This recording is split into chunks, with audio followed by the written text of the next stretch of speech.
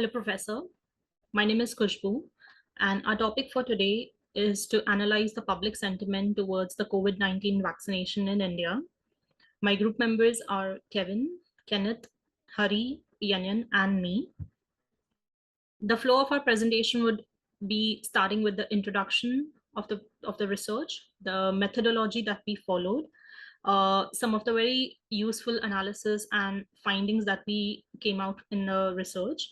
We also performed our own analysis and tried to use different machine learning model to come up with the analysis, and also what would be the recommendations and what can be the future research of this project. In 2020, as we all are familiar, that the world was disrupted with a very severe disease, that is COVID-19. Back then, there was no antidote, there was no cure of the disease. All the health, all the health communities or all the practitioners, they would just uh, give out tips and tricks how can people be saved from the COVID-19. But all the researchers and all the research community, the health science was only trying to come up with a vaccination which can be a cure for this disease. This is one of the fastest built or fastest discovered vaccines in this entire 20th century. And due to this, there were a lot of different sentiments which people had. People weren't believing, people weren't ready to take the vaccines initially, but eventually a lot of people have taken. And especially for a country like India, which is a still developing country, where the population, where it has a large population, government of India was it was very difficult for the government of India to get people ready for this vaccination.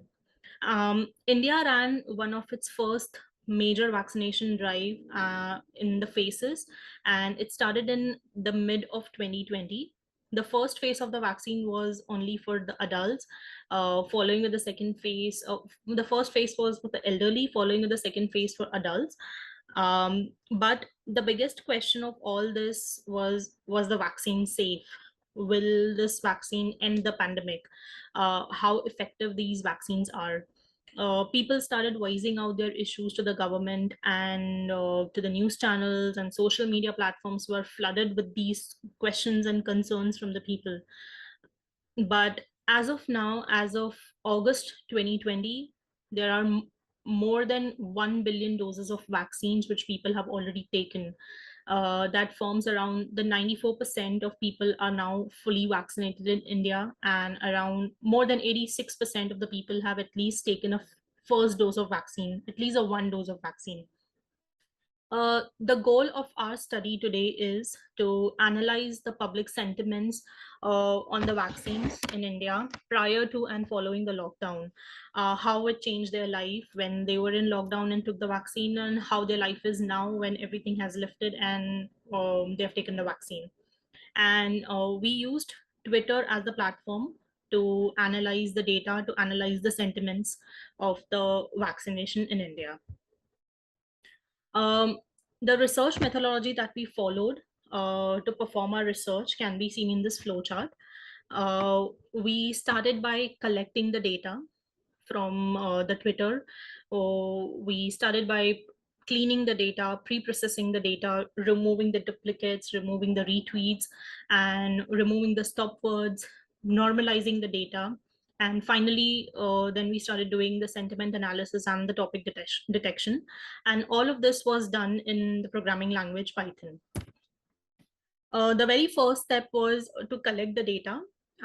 We used a lot of keywords, which were nothing but the popular hashtags, which were trending hashtags back then in Twitter, like vaccination, vaccine in India, COVID-19 vaccine, and a lot more.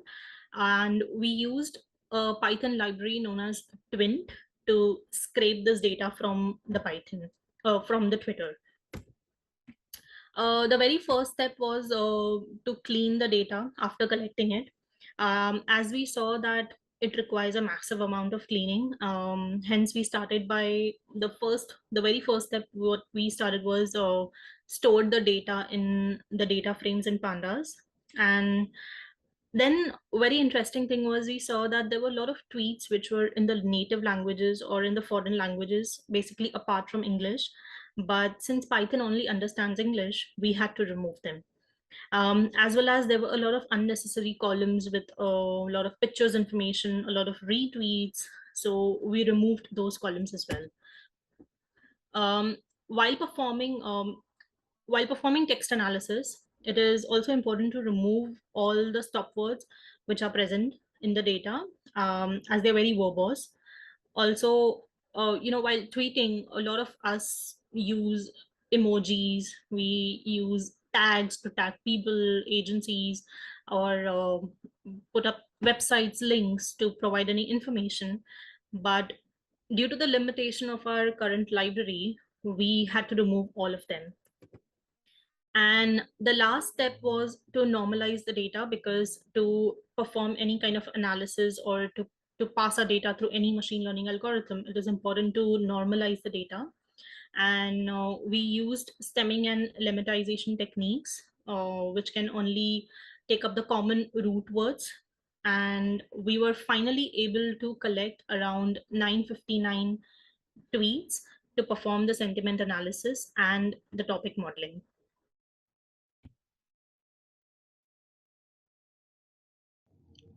So thanks, Kushbu. And then for our analysis and finding part, first we use a trained Python program to gather about 1,000 tweets, and the data is from May 2021 to May 2022. The reason we choose this period is because in India, people start to vaccination in May 2021, and we use relevant keywords such as COVID-19, COVID, India, vaccine, vaccination push, Moody, COVID shield, COVID, and so on to collect the different tweets. And these words actually reflect our objective, because the purpose of this study is to assess the India's public's attitude regarding the government's COVID immunization campaign.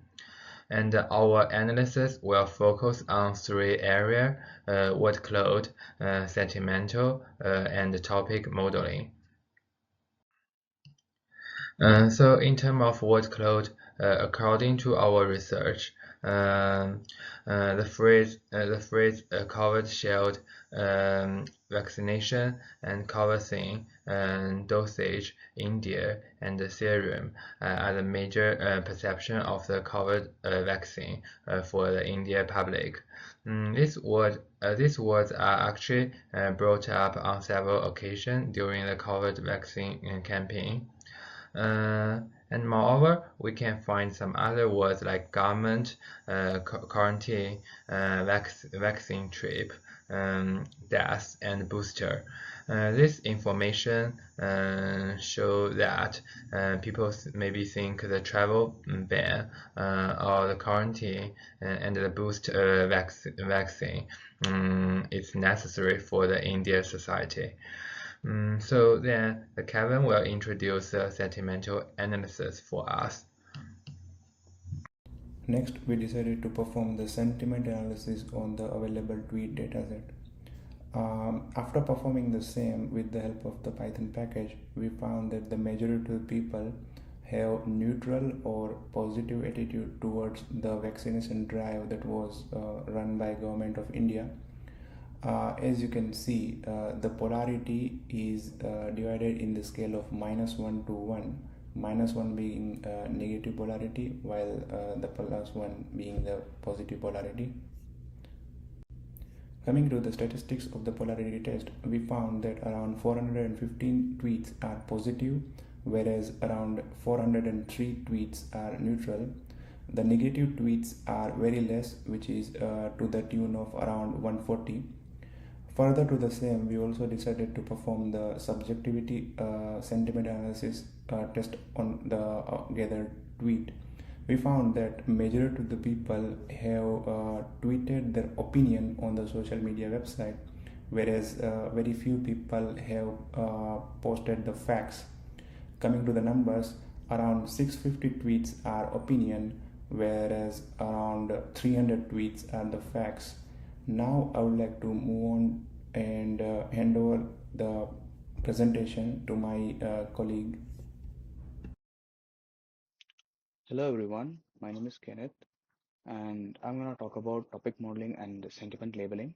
So now let's see what is topic modeling. So topic modeling is recognizing the words from the topic present in the document or the corpus of the data. This is extremely useful because extracting the words from the document takes more time and is much more complex than extracting them from the topics present in the document.